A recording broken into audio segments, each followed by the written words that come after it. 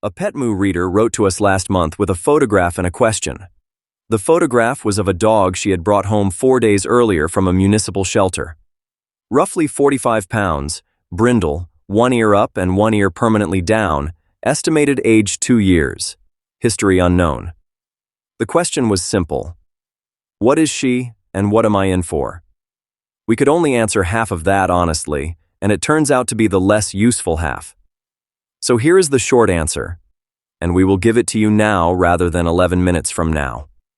You will probably never know exactly what she is, and it matters far less than the internet has led you to believe. What you can know, with far more accuracy than any breed guess will ever give you, is the dog standing in your kitchen. Breed is a weak predictor of behavior. Observation is a strong one. Assessing a dog with no history means running a structured veterinary baseline in the first 2 weeks, then cataloging behavior across contexts over the first 4 to 6 weeks, and letting that evidence, rather than a coat pattern, tell you what you have. That is the short version. The rest of this video is why the breed guess fails so badly, what a DNA test can and cannot tell you, the exact assessment to run at home, the health picture for mixed breeds compared with purebreds, and the honest section at the end about who should not adopt a dog with no history at all. This is Petmoo.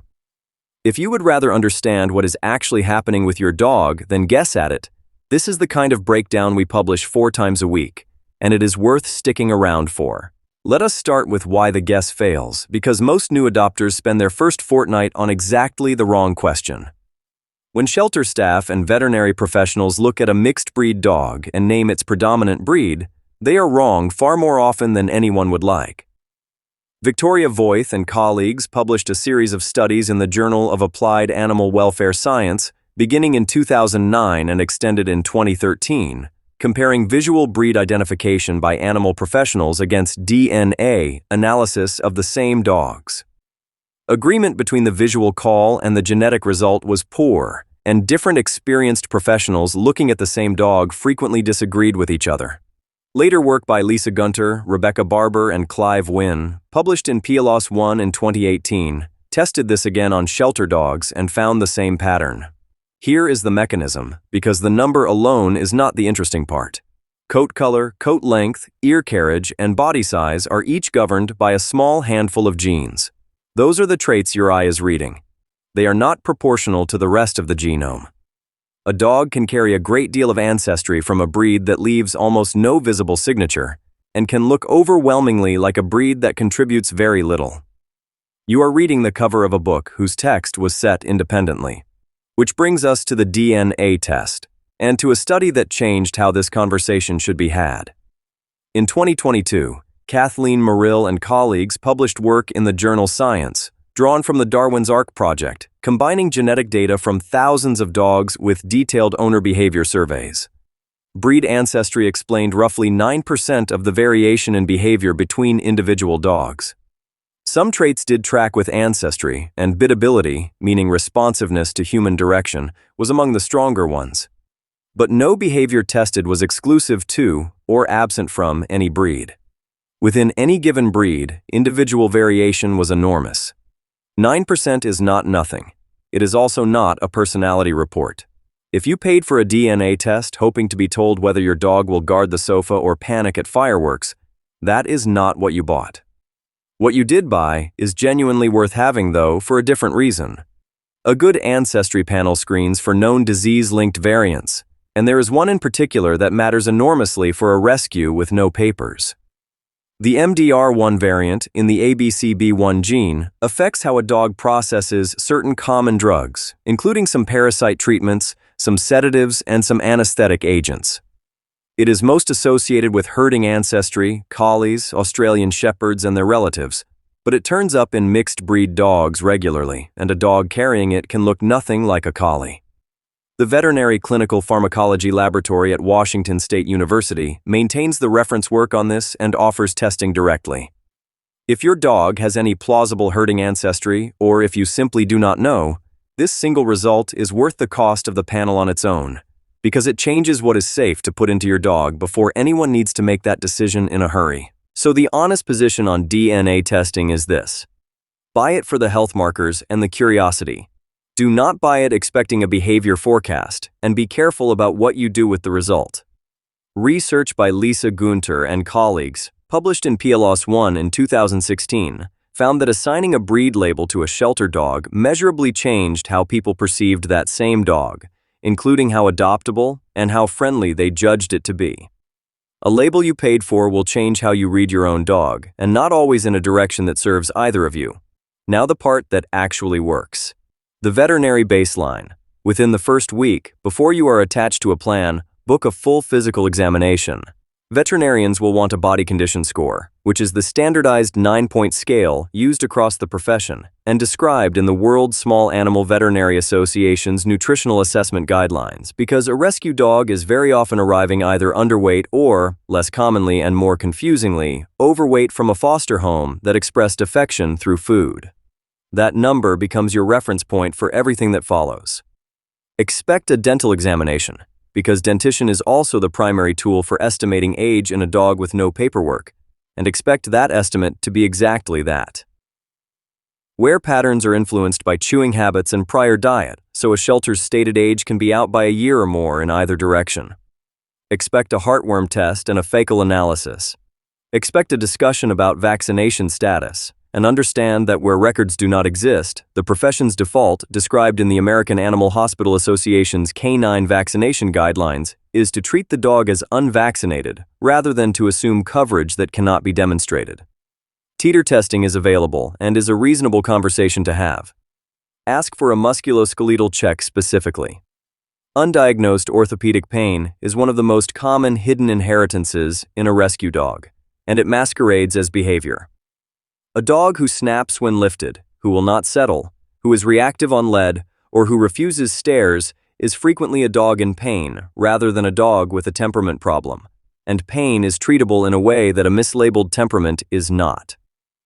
Then the behavioral assessment, and here we need to be direct about something. Formal shelter behavior evaluations, the standardized temperament tests performed in the kennel environment, have been shown to have poor predictive validity for how the dog will behave in a home. Gary Patronek and Janice Bradley published a well-known analysis in the Journal of Veterinary Behavior in 2016, arguing that in practical terms, these assessments perform at close to chance for predicting aggression, largely because a kennel is a high-arousal, sleep-deprived, unfamiliar environment that produces a version of the dog that does not exist elsewhere. Many shelters have moved away from them for exactly this reason. What that means for you is that the assessment is yours to run, at home, over time, and it is observational rather than provocative. You are not testing the dog. You are watching one. Give the first 3 to 5 days to decompression and near total predictability. Same route, same feeding times, same small set of rooms, minimal visitors, no dog parks, no introductions to friends' dogs, no assessment. You will see a version of the dog that is flatter and quieter than the real one, and many adopters mistake this for the personality they have acquired. It is not. You may have been given the 3-3-3 rule, the idea that a rescue dog needs 3 days to decompress, 3 weeks to settle, and 3 months to feel at home. Treat it as folklore rather than research, because that is what it is. It is a useful shape for expectations, and there is no controlled study behind those specific numbers. What there is evidence for is that stress physiology in dogs entering a new environment does shift measurably over the first days and weeks. Work led by Michael Hennessy at Wright State University, published across several papers in physiology and behavior in the late 1990s, tracked cortisol in shelter dogs and found elevated levels on entry that changed over subsequent days. So the direction of the folk rule is supported. The precise numbers are not, and a dog who is still unsettled at week 4 is not failing a timetable. From roughly week 2, start keeping a written log. Not a diary of how you feel, a log of what happened. Date, situation, what the dog did, how long it took to recover. 6 specific domains are worth deliberate attention. Food and possession behavior. Does the dog stiffen, accelerate eating, or freeze when you walk past the bowl? You are not testing this by reaching into the bowl. You are observing at a distance and noting the answer. Resource guarding is common, it is manageable with professional help, and it is far easier to manage when you cataloged it in week 2 rather than discovering it in month 6. Handling tolerance. Collar, harness, paws, ears, tailbase, being lifted. Go slowly and note which areas produce stillness, a lip lick, a head turn, or a hard freeze. Those are all communication, and the hard freeze is the one that matters most. Sound sensitivity. Doorbells, traffic, vacuum, fireworks, thunder. Note the recovery time, not just the reaction. A dog who startles and returns to baseline in 10 seconds is a different animal from one who is still panting 20 minutes later. Alone time tolerance. Start with genuinely short absences and record the door with a phone. Separation-related distress is one of the most frequent reasons rescue dogs are returned, and it is one of the most responsive to early, structured intervention. Other dogs and other animals, observed at distance first, on neutral ground, never at a dog park in the first month. And children, if children are part of the picture, with the clear understanding that no dog with an unknown history and a child are ever unsupervised, regardless of how the first fortnight looks. 6 weeks of that log will tell you more about your dog than any breed report ever will. 2 quick practical matters. If you have adopted a puppy of unknown origin and want to predict adult size, paw size is not a reliable indicator. Veterinarians typically estimate from current age and weight against growth curves, and large breed puppies grow for longer, so the estimate improves considerably after 4 months. And on health, the honest comparative picture is better than the folklore. A large study by Anita Oberbauer, Thomas Famila, and colleagues at the University of California, Davis, published in the Journal of the American Veterinary Medical Association in 2013, examined the prevalence of 24 inherited disorders across mixed breed and purebred dogs. For 13 of them, prevalence was essentially the same in both groups. 10 were more common in purebreds.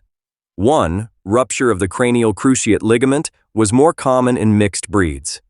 So hybrid vigor is real, it is specific, and it is not a shield.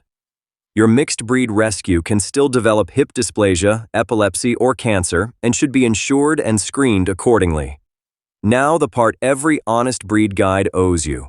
Who this is genuinely wrong for. A dog with no history is the wrong choice if you need predictability from day one. If you are managing a household where a behavioral unknown cannot be absorbed, a newborn, a frail relative, a rental with a fragile tenancy, then adopting an adult with no records is a genuine gamble, and you should either foster first or choose a dog whose behavior someone has documented in a home. It is wrong if your housing or your insurance imposes breed restrictions because a visually ambiguous dog can be assigned a label by a landlord, an insurer, or a local ordinance, regardless of what any test says. And you can lose the housing rather than the argument. It is wrong if you are relying on a low-shedding or so-called hypoallergenic coat because coat type in a mix is not reliably predictable, and human allergy is to proteins in dander and saliva, not to hair. It is wrong if your budget has no contingency. An unknown history means unknown dentistry, unknown orthopedics, and unknown parasite exposure, and those bills arrive early. And it is wrong if what you actually want is a specific breed's traits. Wanting a Labrador is a legitimate thing to want. Adopting a dog that resembles one and hoping is not the same transaction. For everyone else, and that is most people, a mixed breed rescue assessed properly is not a compromise. It is a dog you will end up knowing better than most purebred owners know theirs, precisely because you had to look instead of assume. Before your first veterinary appointment, have answers ready for these 5 questions, because you will be asked all of them. What is the dog's known history, however thin, including the shelter's own notes and any foster observations? What is the dog eating now, brand and amount? And has it changed since arrival? What has the stool been like since you brought the dog home? What vaccination, parasite, and microchip records came with the dog, and are they documented or verbal? And what specific behaviors have you already observed around food, handling, and being left alone? Walking in with those 5 answers turns a 15-minute appointment into a genuinely useful one. Here is the whole thing on one screen. Breed guessing from appearance is unreliable, and breed explains only a small fraction of behavior. DNA tests are worth buying for health markers, especially the MDR1 variant, not for personality. Book a full veterinary baseline in week 1, including body condition, dentition, orthopedic check, heartworm, and fecal testing. Assume unvaccinated where records do not exist. Give 3 to 5 days of decompression before assessing anything. From week 2, log 6 domains for 6 weeks. Rule out pain before you conclude temperament. Mixed breeds are not immune to inherited disease, and no dog with an unknown history is ever unsupervised with a child. One question for the comments, and it is a simple one. Did you DNA test your rescue, or did you decide it did not matter? We read these, and the split is usually closer than people expect. Save this one for the 3 a.m. version of you.